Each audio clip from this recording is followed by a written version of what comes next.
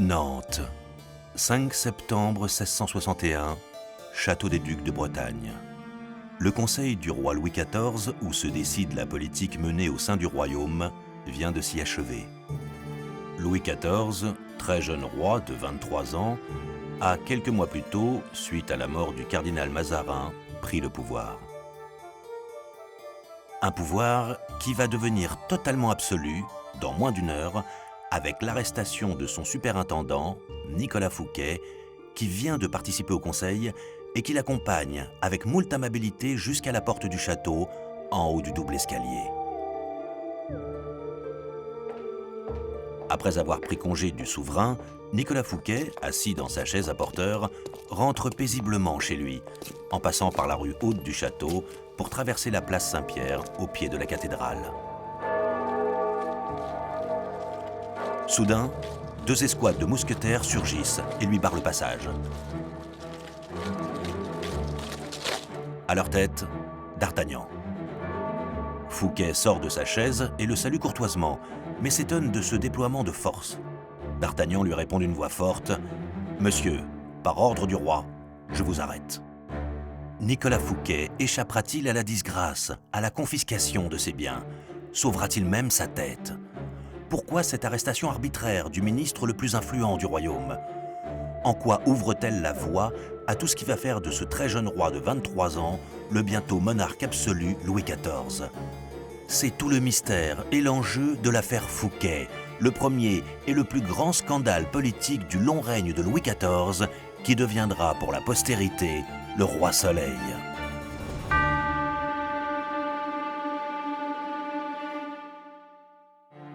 « 1661.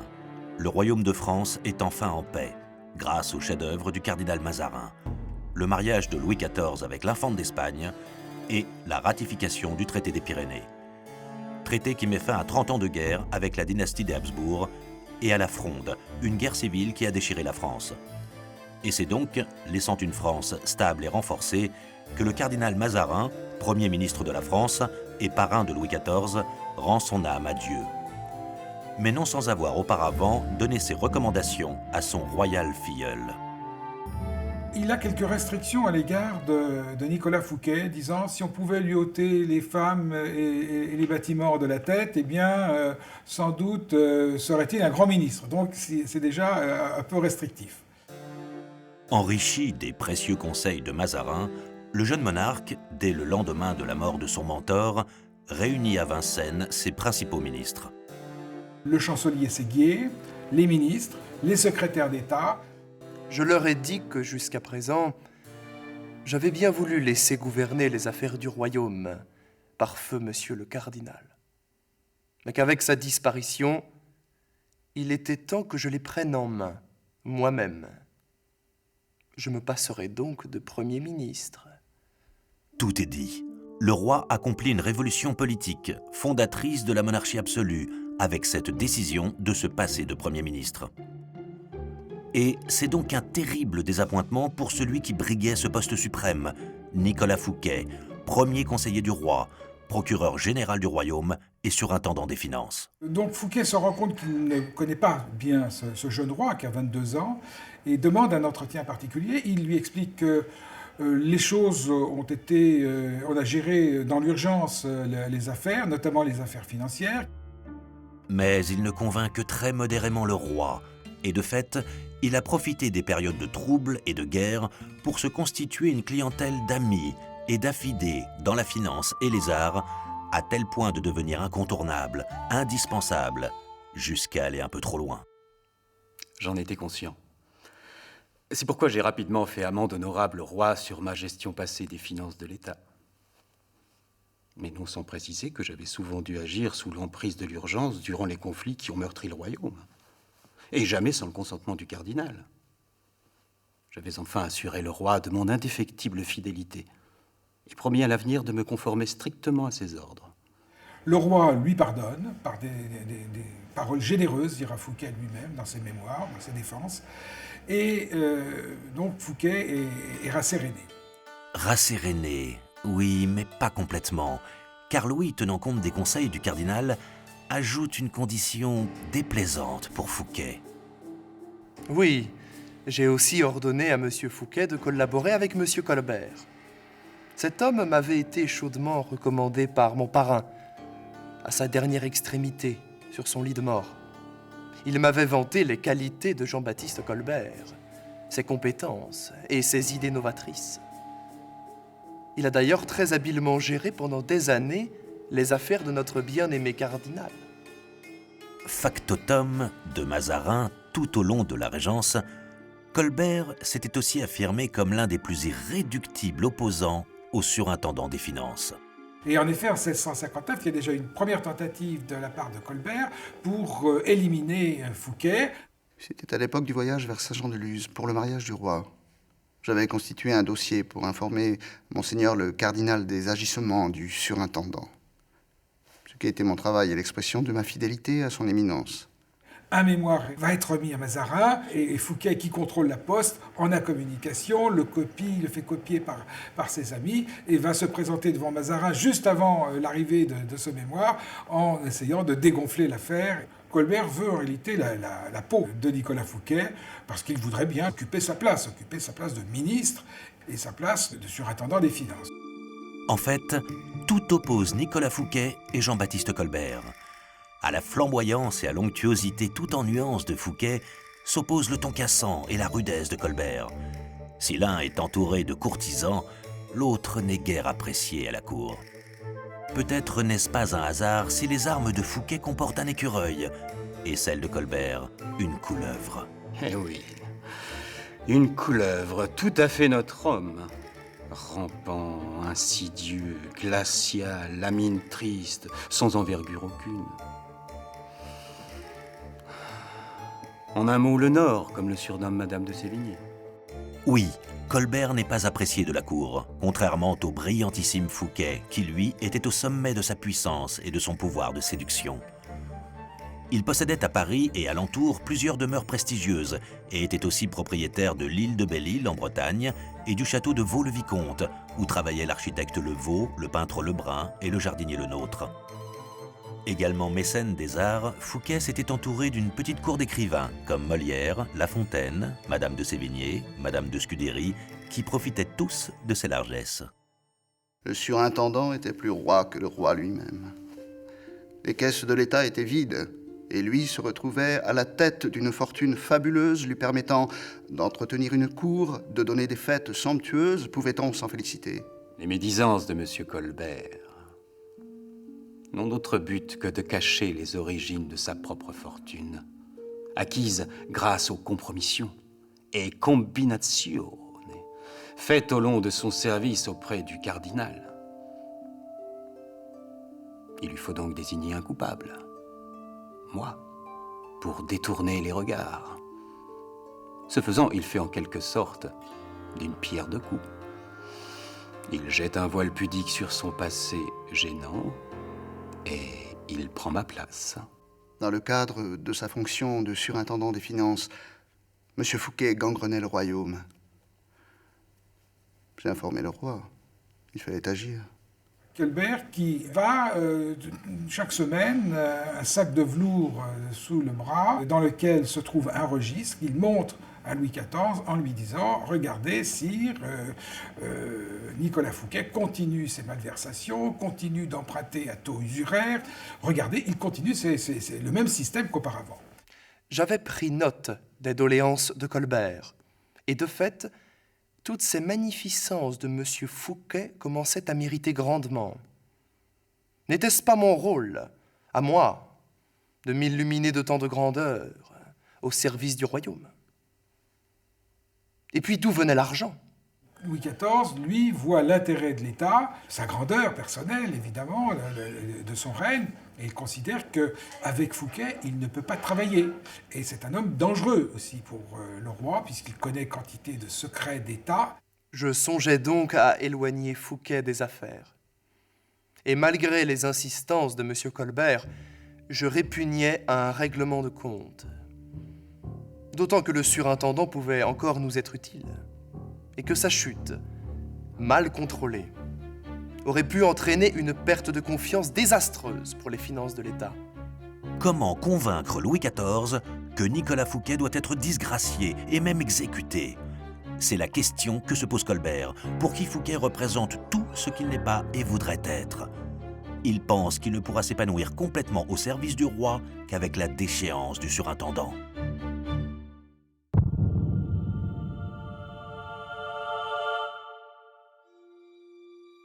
Afin de servir ses intérêts personnels, Jean-Baptiste Colbert veut la mort, non seulement politique et économique de Fouquet, mais aussi physique. Mais pour y parvenir, quels sont ses arguments?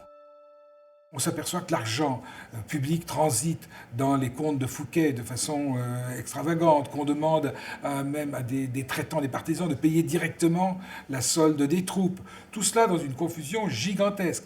Et Fouquet, on ne peut pas nier qu'il ne se soit pas enrichi. Et s'est enrichi dans des proportions scandaleuses. Argent détourné, politique clientéliste.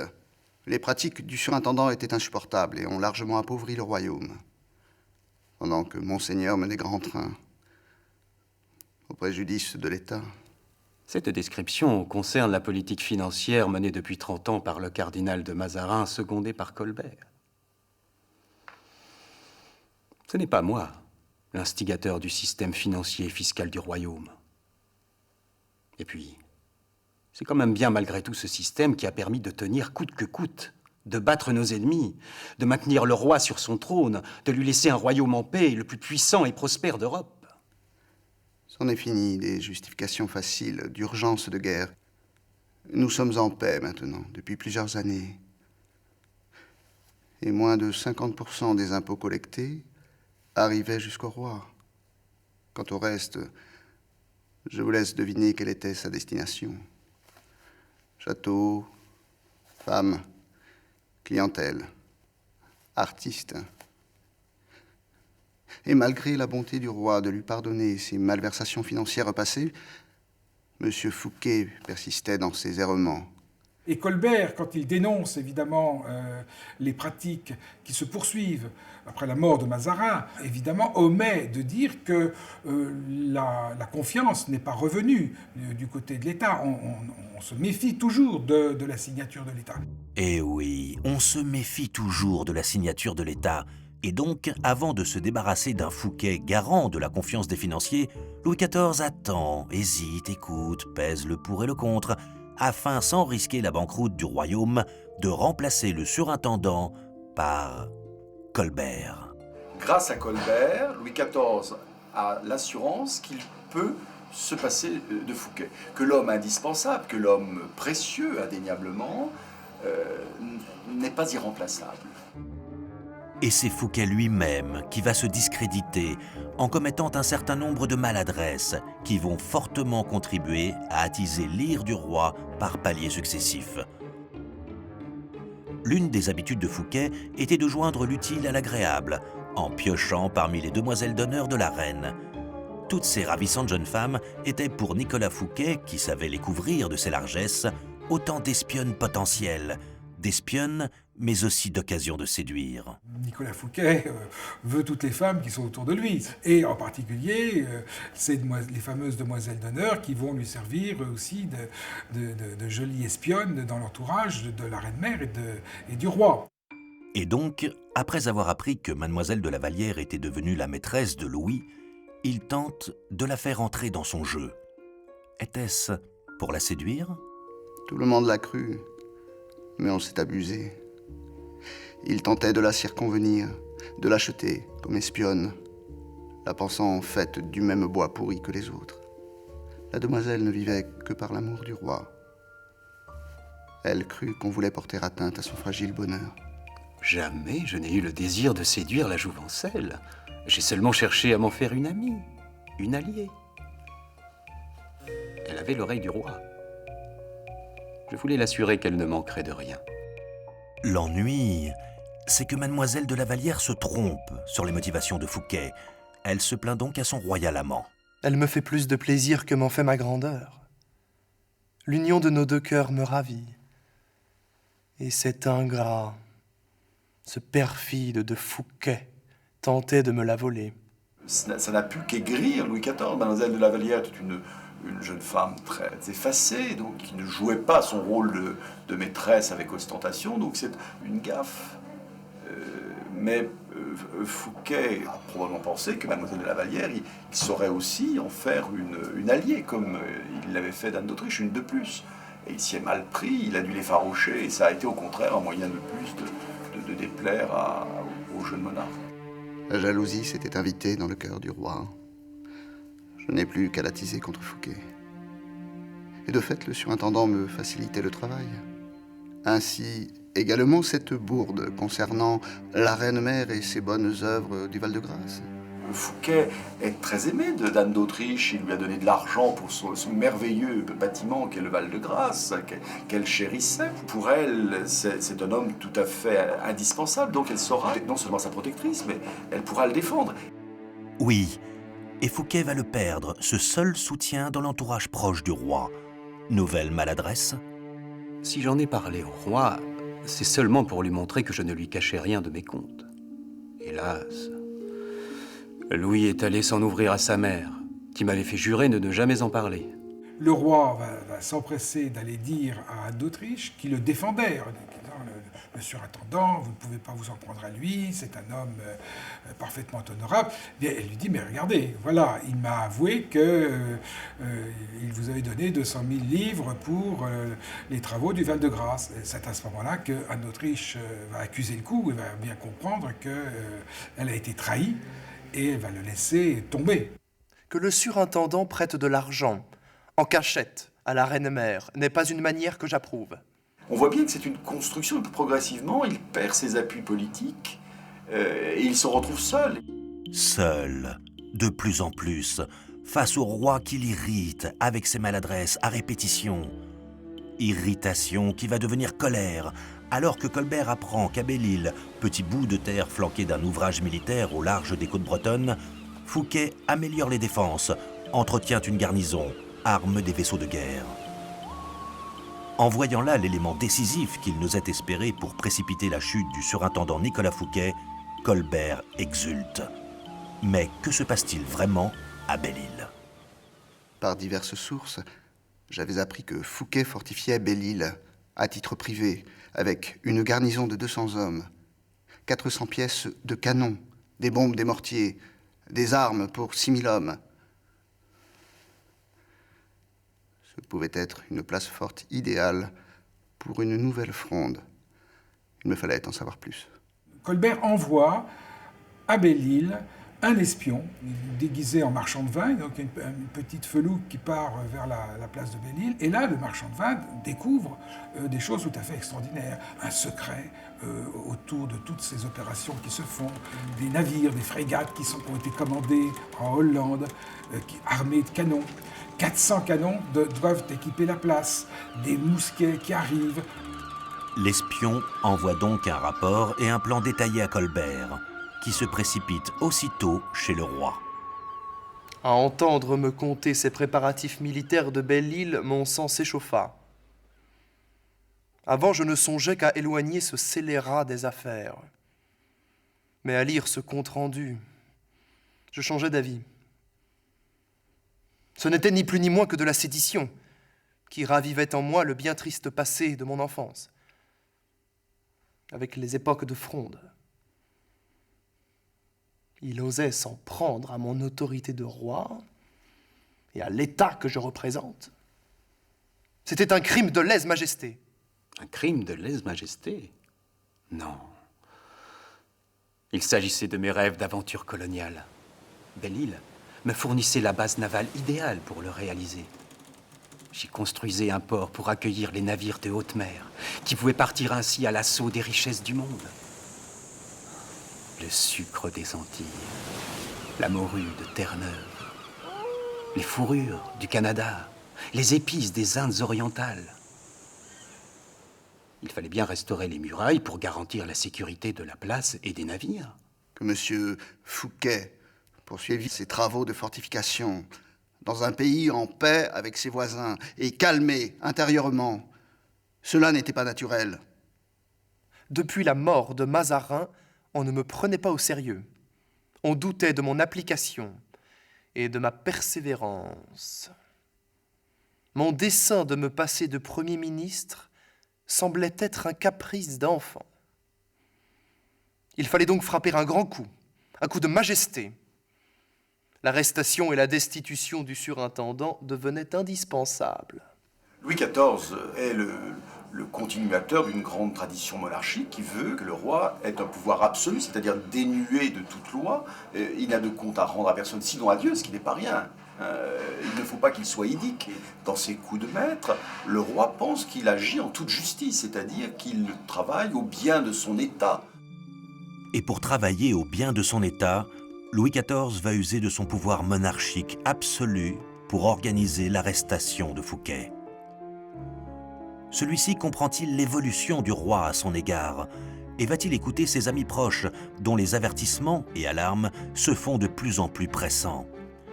Eh bien non. En fait, Nicolas Fouquet n'a jamais compris la psychologie du roi.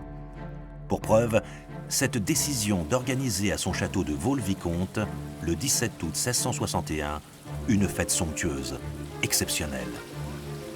Il croit ainsi séduire Louis XIV et lui faire plaisir par l'expression de tant de magnificence, alors qu'il ne fait que heurter de plein fouet son orgueil et qu'exacerber sa jalousie et son interrogation quant aux origines de tant de richesses. Je voulus simplement organiser en l'honneur de Sa Majesté une fête éblouissante pour lui montrer mon dévouement et ma fidélité. Je ne voulais que plaire à son Altesse royale et la divertir pour son plus grand plaisir. On a une description par La Fontaine, on a encore un autre témoin qui, très sobrement, disent que c'était une soirée superbe, à une chaude journée d'août, que le roi n'était pas très souriant. Le monarque était certainement en train de se dire avec quel argent est-ce que cet endroit superbe a été construit. Mais en même temps, il devait se dire, voilà un homme qui vient de réussir un palais extraordinaire, le plus grand jardin existant en France, donc je pourrais en faire autant et même bien mieux. Louis XIV n'a pratiquement pas de jardin, il a les Tuileries, mais c'est pas extraordinaire. Il voudrait avoir de magnifiques jardins et il est fasciné quand il vient à Vaux le soir du 17 août. Oui, la fameuse soirée du mercredi 17 août 1661. Que dire? Sinon que c'était magnifique. Un enchantement. Le château, les jardins, les statues, les parterres, et ces merveilleuses eaux jaillissantes et cascadantes. Pour dire vrai, je fus étonné, comme subjugué par tant de beauté. Il faut reconnaître que M. Fouquet a un art consommé pour ces choses-là. Il s'était entouré des meilleurs, Le Veau, Lebrun, le nôtre, Molière. Il avait accompli l'œuvre dont un monarque a besoin pour que l'on reconnaisse sa grandeur. De la gaieté, un repas merveilleux préparé par Vatel, des feux d'artifice que Torricelli a construits spécialement pour Vaux et qui ont ébloui toute la soirée, Molière qui joue les fâcheux. Ça a été une soirée, je crois, avec beaucoup de gaieté, mais sans doute avec beaucoup d'arrière-pensée. Fouquet me montrait le chemin qui serait celui de ma grandeur. Et sur ce chemin, il n'y a la place que pour un. C'était lui ou moi. Donc ce ne pouvait être que moi. Il y a une réappropriation par le roi de cette expérience-là. Un particulier n'a pas le droit d'avoir Vaux-le-Vicomte. Il n'a pas le droit d'avoir assez d'argent pour s'accaparer, on pourrait dire, le nôtre, le Vaux, la Fontaine. Ça, seul le roi doit pouvoir se les attacher personnellement. Je n'avais pas compris à quel point Sa Majesté en pourrait être blessée et humiliée. Quel infamant spectacle! Organiser cette fête somptueuse alors que par sa faute, les caisses des maisons royales étaient vides. La fête de Vaux n'est qu'un moment, mais c'est au contraire toute une série de décisions qui se sont prises. Il y a toute une sorte de gradation de la colère royale, pourrait-on dire. Il était manifeste que M. Fouquet, avec ses fêtes royales et sa place forte de Belle-Île, voulait devenir duc de Bretagne et roi des îles adjacentes. Je n'avais plus personne en qui faire confiance. Toute la cour était soumise au surintendant. peut-être pas toute la cour, mais sans doute une bonne moitié de la cour était aux ordres de M. Fouquet, qui délivrait des pensions, des gratifications, tout ça sur le dos de l'État, bien sûr. Mais pour arriver à ses fins, Louis XIV doit dissimuler ses intentions afin d'éviter de mettre sur ses gardes Fouquet et de créer une rupture de confiance chez les financiers. Il prend donc bien garde d'afficher un visage souriant et aimable à son surintendant. Et le roi l'endort, le roi le couvre de bonnes paroles. Et Fouquet, rassuré, se croit dans les meilleures grâces du roi. Comment ne pas se laisser prendre au sourire du souverain? Comment imaginer qu'il puisse à ce point me leurrer? Je n'ai pas su voir les signes avant-coureurs de ma chute. Un de ses agents, la marquise du Sel, lui écrit « Méfiez-vous du bon visage que vous fait le roi ». Et Fouquet est aveuglé, Fouquet ne voit pas, ne croit pas ce que lui disent ses agents, qui l'avertissent. Attention, il y a un danger. Le 1er septembre, le roi et Colbert finalisent la mise au point du plan d'arrestation de Fouquet. Ce sera à Nantes, où se tiendront les États généraux de Bretagne. Fouquet sera ainsi loin de ses amis et de ses papiers, et Belle-Île pourra aussi être saisie. Donc tout ça a été préparé assez minutieusement, non sans rater d'ailleurs. Il aurait presque pu s'esquiver. S'esquiver? Oui, peut-être, si Fouquet avait pu déceler la duperie dans les yeux du roi, ce 5 septembre au matin, en haut des marches de l'imposant double escalier du château de Nantes. Mais comment le pouvait-il? Louis XIV lui présente un visage et des attitudes rayonnant de marques de confiance qui lui font oublier toutes les mises en garde de ses fidèles.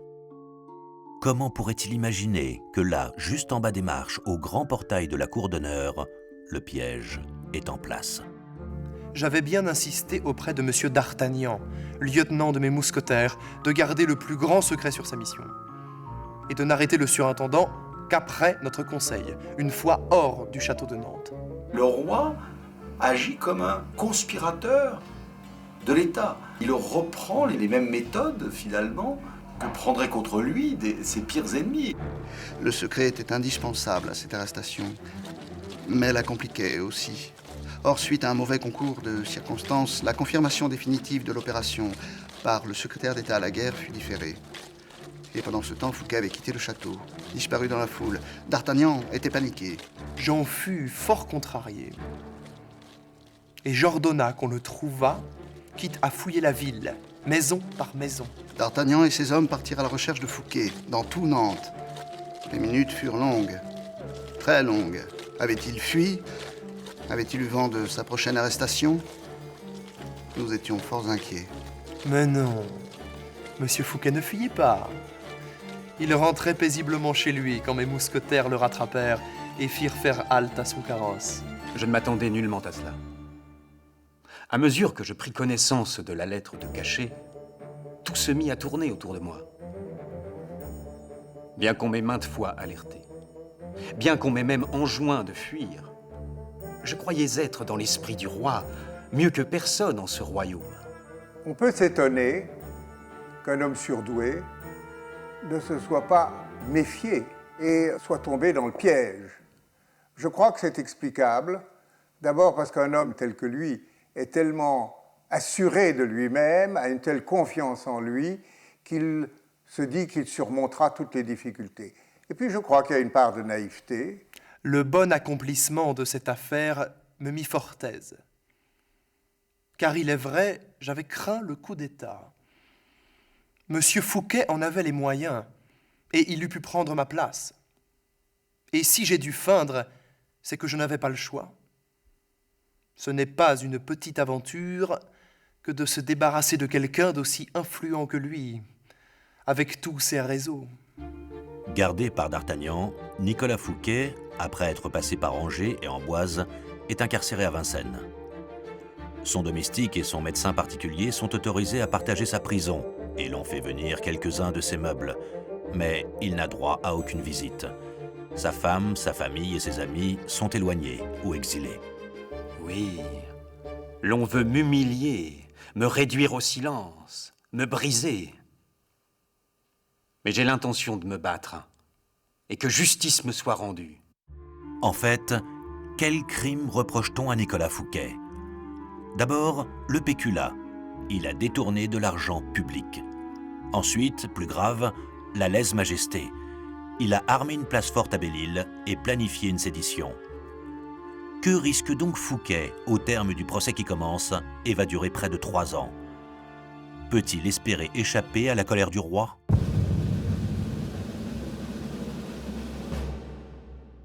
Maintenant que Fouquet est emprisonné, Colbert a besoin de preuves pour le faire condamner. Il fait donc mettre les scellés sur toutes les résidences du surintendant. À Vaux-le-Vicomte, Paris, Belle-Île et surtout Saint-Mandé et Fontainebleau, où se trouve l'essentiel des papiers de Fouquet. Colbert va surveiller attentivement toutes ces enquêtes et ces travaux de perquisition. Il va se rendre à Saint-Mandé. Que fait-il? Ajoute-t-il des pièces compromettantes dans le dossier? Nul n'en était besoin. Sans fouiller bien loin, nous trouvâmes une traite de 120 000 livres de pension annuelle, dont le nom était resté en blanc. C'était tout simplement un pot de vin, et la preuve que Fouquet détournait l'argent du royaume. Ce document a été apporté par les sbires de M. Colbert et disposé parmi mes propres papiers, afin de mieux me perdre. Et puis, toujours à Saint-Mandé, Colbert découvre ce qu'il n'aurait osé rêver. Glissé derrière un miroir, tout à fait par hasard, nous avons trouvé 9 plans et cartes de Belle-Île. Des documents concernant des transports d'artillerie dans la citadelle et un mémoire rédigé par Fouquet où il donne ses instructions à ses fidèles en cas d'arrestation. C'était tout simplement la preuve. Fouquet armait Belle-Île pour s'en servir de base militaire contre le roi. J'avais juste écrit ce plan pour que Belle-Île puisse me servir de refuge au cas où l'on voudrait me chasser du pouvoir. Mon malheur est de n'avoir pas brûlé ce papier, qui est tellement hors de ma mémoire et de mon esprit que j'ai été plus de 2 ans sans y penser. Toutes les pièces trouvées sont cachetées, y compris le plan de Saint-Mandé, et porté par Colbert au roi. Ayant pris connaissance des documents accablants pour M. Fouquet, j'ai décidé, afin de rechercher les abus et les malversations commis dans la finance, de créer une chambre de justice spéciale. Probablement parce que les choses ont évolué, il a des scrupules, il ne pense pas qu'il puisse lui-même condamner à mort, il ne peut pas faire sa justice tout seul. Donc, un tribunal. Mais dont Colbert se charge personnellement de la composition. 22 juges à choisir. En évitant soigneusement tout partisan de Fouquet. La présidence d'honneur revient au chancelier Séguier. Séguier me déteste. Et les autres? Au mieux des impartiaux, au pire, des dociles, sensibles aux sirènes du pouvoir. On veut ma perte. Lors de la séance inaugurale de la Chambre de justice, Fouquet est accusé de malversation financière, le péculat, et de crime d'État contre le service de Louis XIV, le crime de lèse-majesté. Avec l'accusation de crime d'État, c'est ma vie qui est en jeu. Or, cette chambre de justice est incompétente pour ce type d'accusation. C'est un abus de pouvoir, purement et simplement. Commence la procédure judiciaire. Elle va durer 34 mois, pendant lesquels l'accusation et les colbertistes vont tâcher de prouver par tous les moyens possibles la culpabilité de Nicolas Fouquet. Mais celui-ci et les siens défendront avec l'obstination du désespoir ses droits et son innocence. Car c'est bien la peine capitale que risque Fouquet. Oui, je risque la mort, et ne peux me défendre sans avoir l'opportunité de consulter les pièces du dossier, les lettres et les dépêches du cardinal. Comment me défendre sans avoir la possibilité de consulter mes conseillers juridiques? Heureusement, je sais pouvoir compter sur ma femme, ma chère Marie-Madeleine. Elle va avec le reste de la famille, ils vont tous faire bloc pour essayer d'obtenir la libération ou une atténuation de peine pour Nicolas Fouquet. Puisque ses droits à se défendre sont bafoués, lui, sa famille et ses amis vont se tourner vers l'opinion publique en publiant de véritables plaidoyers en faveur de l'accusé Fouquet. Au début de l'affaire, l'opinion était acquise au roi et à Colbert contre ces méchants gens de finance. Mais à partir du printemps 1662, la tendance s'inverse, grâce entre autres à la publication d'un document nommé « Discours au roi par un de ses fidèles sujets sur le procès de M. Fouquet », écrit de sa cellule à la Bastille, secrètement par Paul Pélisson. C'est un poète, un ami de Fouquet, un protestant, et arrêté, enfermé à la Bastille, il va écrire un mémoire pour défendre son ami. Et ce mémoire, qui est une sorte de supplique au roi, va être diffusé, et l'opinion va peu à peu s'intéresser au procès Fouquet.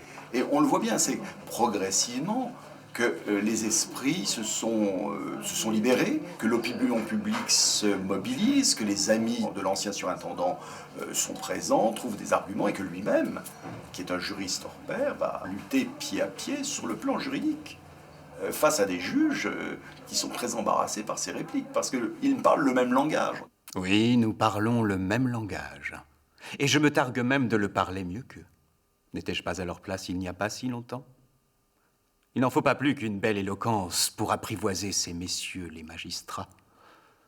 Et puis j'écris mes défenses quotidiennement dans ma cellule.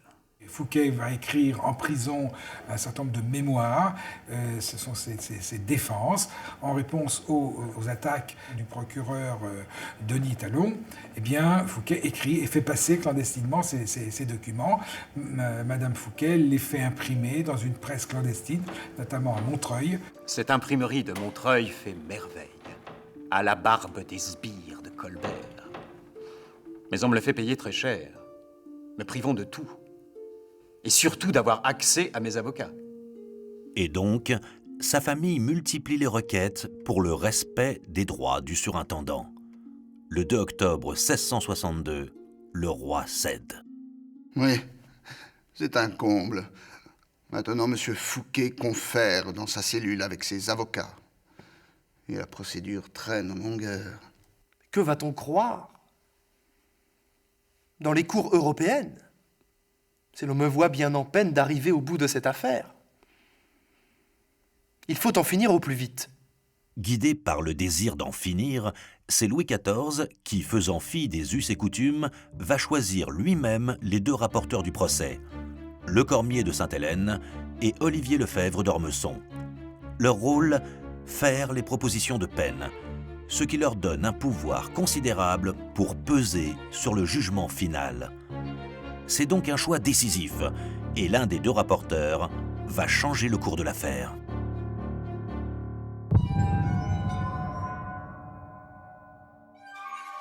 d'Ormesson était un homme intègre, attaché à la justice, aux bonnes règles de la justice, et qu'il va s'apercevoir tout au long du procès des manœuvres de Colbert, des pressions inadmissibles faites sur les juges.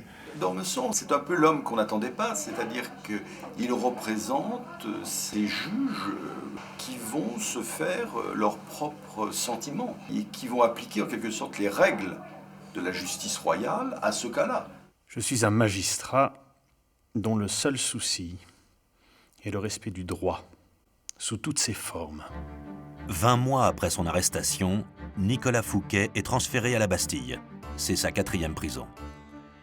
Il y poursuit la rédaction de ses défenses commencées à Vincennes. De son côté, d'Ormesson montre vite qu'il n'est pas celui qu'escomptaient Louis XIV et Colbert. J'ai étudié minutieusement les pièces du dossier. Et j'ai découvert des falsifications commises sur au moins 2 documents. Des fausses en écriture sur des registres et le versement de 120 000 livres maquillés pour faire croire que la somme était destinée à M. Fouquet. Maquillés? Ne sont-ce pas des détails quand on mesure les immenses sommes d'argent qui ont disparu des caisses de l'État au profit de M. Fouquet? Les découvertes de M. d'Ormesson me sont très favorables. Elles prouvent que l'accusation de péculat ne tient pas. Le trouble est parmi les juges. L'opinion publique, scandalisée. Colbert, lui, inquiet, décide de faire pression sur ce juge intègre en utilisant de sordides moyens de rétorsion. Il m'ôte l'intendance de Soissons et fait pression sur mon père en lui répétant les plaintes du roi contre les lenteurs de la procédure. Mais mon père est un honnête homme de 80 ans, et ce n'est pas à cet âge-là qu'il va se laisser faire. Et moi non plus. Ce n'est pas un monsieur Colbert qui impressionnera des d'Ormesson. Le vendredi 14 novembre 1664, au matin, Fouquet est escorté par d'Artagnan et ses mousquetaires depuis la Bastille jusqu'au grand arsenal où a lieu le procès. L'incertitude est à son comble pour ce premier jour où, d'emblée, Fouquet refuse de s'asseoir sur la sellette de bois usuelle et de reconnaître les compétences de la cour. Comment? En ma qualité d'ancien ministre, pouviez-vous imaginer que je puisse m'asseoir sur une sellette de bois si basse? Comment prêter serment à une cour dont je ne reconnais pas les compétences? J'ai été procureur général et dois donc conserver tous les honneurs et privilèges liés à cette fonction. C'est une question de principe. Il va se révéler extrêmement brillant, extrêmement tenace, retors. Il va charmer les juges, tout en essayant de parer les coups. Alors à ce moment-là, il dira « je ne me souviens plus bien, c'était noir. Ah, ça c'était mon commis, Delorme, moi je m'en suis pas occupé, c'était pas moi. Ça c'est Mazarin qui le voulait, qui l'exigeait. Et surtout, il a une parfaite maîtrise de la technique financière. Il est à la fois juriste, bon juriste, et il sait voir toutes les failles de l'attaque et de l'accusation, et en même temps, très bon financier. Fouquet, tout en séduction, montre un visage rieur et paraît très sûr de lui. Par contre, Séguier, le président nommé par Colbert, montre d'évidents signes de faiblesse. Comment Séguier peut-il être à ce point dépassé par la technicité des débats, s'engager dans des joutes oratoires, perdues d'avance, voire s'assoupir dans son fauteuil? Quel regret de l'avoir nommé. Furieux de la tournure que prend les débats, Louis XIV convoque Séguier et le sermonne. Je l'ai prié de changer de méthode, qu'il cesse ces joutes oratoires, dans lesquelles Fouquet est bien plus à l'aise et brillant que lui. Monsieur Fouquet sait que l'art oratoire est essentiel pour ces gens de robe longue, habitués des prétoires et des envolées théâtrales. Si, sur l'accusation de malversation financière, Fouquet semble bénéficier au moins du doute, il n'en est pas de même en ce qui concerne le crime de lèse-majesté. Cette fois-ci, l'accusation est à la hauteur. Elle insiste sur le point faible de la défense du surintendant et énumère les chefs d'accusation. Fortification de Belle-Île. Plan de rébellion ouverte et généralisée. Tentative d'attirer dans son parti des gouverneurs de place et de province. Projet de se constituer une flotte. N'est-ce pas considérable? Tout de même. C'est plus qu'accablant pour lui, c'est terrible. Mais il va aussi, là, se défendre très habilement en disant « ben voilà, c'est un songe, c'est une rêverie ». Mazarin voulait me renvoyer, et je n'ai voulu que me préserver. Et puis ce plan de Saint-Mandé fut certes une folie, une extravagance, mais non pas un crime d'État. Quand Séguier, qui est acharné sur ce chapitre, va pousser un peu trop loin la pointe, à ce moment-là, Fouquet va lui dire « Mais dites donc, qu'est-ce qu'un crime d'État ?» Un crime d'État, c'est quand on occupe une fonction importante, qu'on a la confiance et le secret du prince, et que tout d'un coup, on se met à le trahir, qu'on engage sa famille, ses amis dans cette trahison, qu'on ouvre ses villes aux armées ennemies et qu'on s'oppose à celles de son roi. Voilà ce qui s'appelle un crime d'État. Ce n'est pas ce que j'ai fait. Il vise d'une part Séguier, qui avait tourné sa veste pendant la Fronde, et le gendre de Séguier, le duc de Sully, qui avait ouvert les portes de la place de Mantes. Tout le monde, évidemment, parmi les juges, savent très bien ce à quoi il fait allusion. Et Séguier est ridiculisé, Séguier ne sait plus où se mettre, et donc il a mis presque les rieurs de son côté. Nicolas Fouquet a-t-il convaincu à l'issue de ces 2 années de procédure qui s'achèvent et où il en est réduit à attendre une sentence par laquelle sa vie est mise dans la balance? J'attends les réquisitoires et le jugement avec sérénité. J'ai dit ce que j'avais à dire, fait ce que j'avais à faire. Il ne me reste plus qu'à prier Dieu et à attendre le jugement. Je m'isole. J'affecte une grande réserve. Je ne parle point, mais j'écoute. Les juges savent ce que le roi veut. J'attends que l'on juge suivant mes désirs et mes ordres. Dans tout le pays, comme à la cour, c'est l'incertitude la plus complète qui règne dans l'attente des conclusions des deux rapporteurs, d'Ormesson et le Cormier de Sainte-Hélène. Celui-ci, appâté par la promesse de Colbert d'une charge de président au sein des parlements, fait un réquisitoire très sévère. Il considère qu'il est coupable de péculat, coupable de crime de lèse-majesté. Il a subi sans nul doute l'influence de Colbert. Le Cormier de Sainte-Hélène a donc joué son rôle à merveille. Pour lui, le coupable mérite la mort. Je sens l'ombre de la mort sur moi. À quoi tient la vie d'un homme? À quoi tient la vie d'un homme?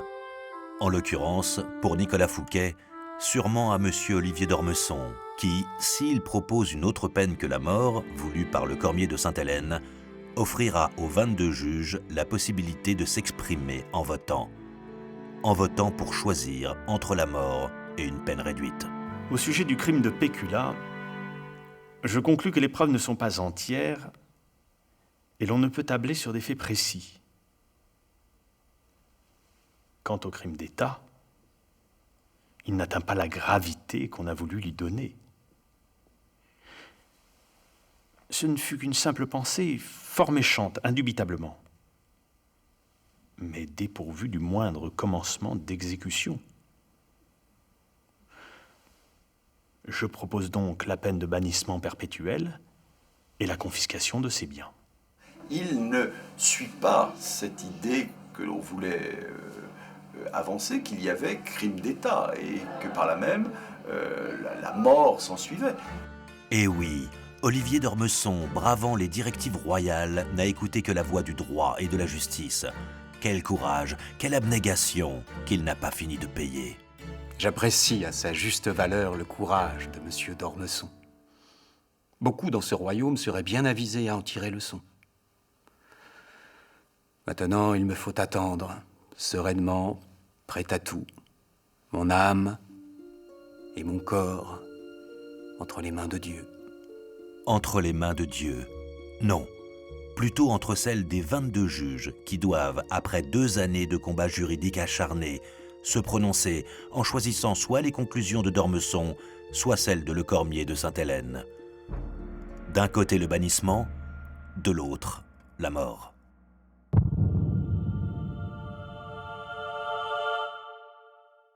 « 22 juges donc, sur les 22, 9 se prononcent pour la mort et les 13 autres pour le bannissement avec des modalités plus ou moins différentes. » Fouquet échappe donc au bourreau.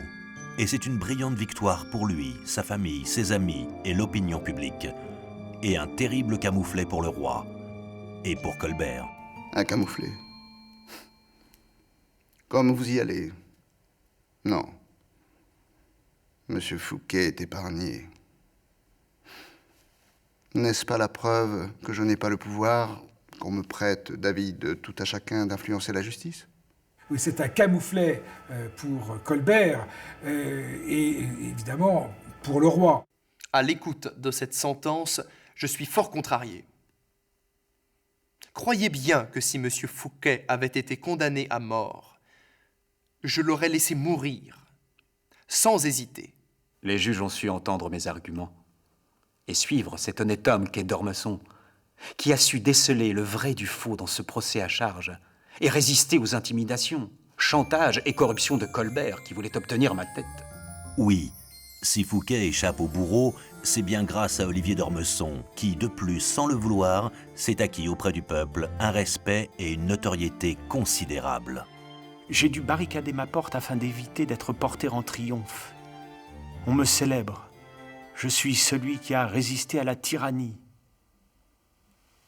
Alors que je n'ai fait qu'appliquer la loi. Je ne laisserai pas des juges, quels qu'ils soient, mettre en péril le royaume et moi-même.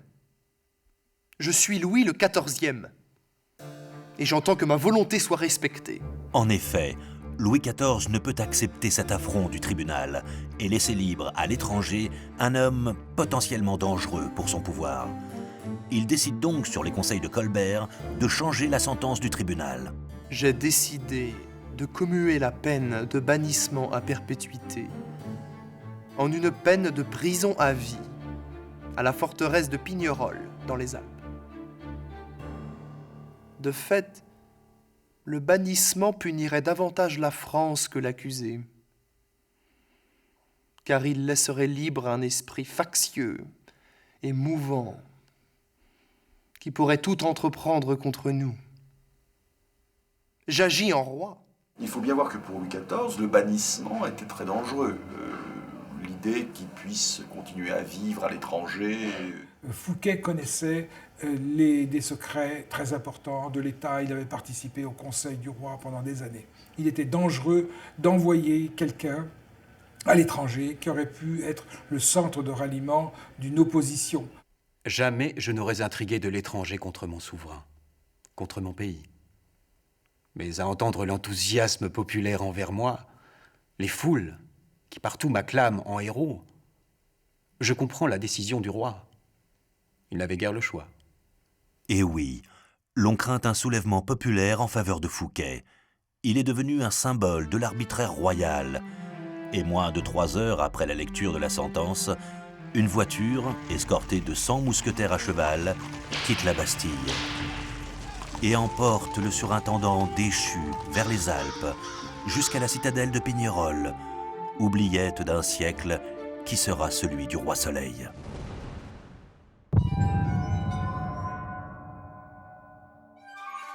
L'ex-surintendant Fouquet passera les 16 dernières années de sa vie isolé, en captivité. S'il peut enfin revoir sa femme, ce n'est que peu de temps avant qu'il succombe d'une crise d'apoplexie à l'âge de 65 ans. Olivier Lefebvre d'Ormesson ne sera jamais pardonné par Louis XIV et se retirera en son domaine d'Amboile, en Picardie, où il mourra à l'âge de 70 ans. Colbert deviendra le ministre fameux de Louis XIV, qui s'est inscrit dans les livres d'histoire. Il cumulera les charges de contrôleur général des finances, secrétaire d'État à la Maison du Roi, à la Marine, mais jamais il n'arrivera à mettre en place un système fiscal débarrassé des compromissions des anciennes méthodes de Fouquet et Mazarin. Quant à Louis XIV, l'affaire Fouquet marque le début d'un règne sans partage du souverain, qui deviendra le plus puissant de son époque et qui fera du château de Versailles, qui doit tant aux idées de Fouquet, le symbole de son rayonnement et de celui de la France.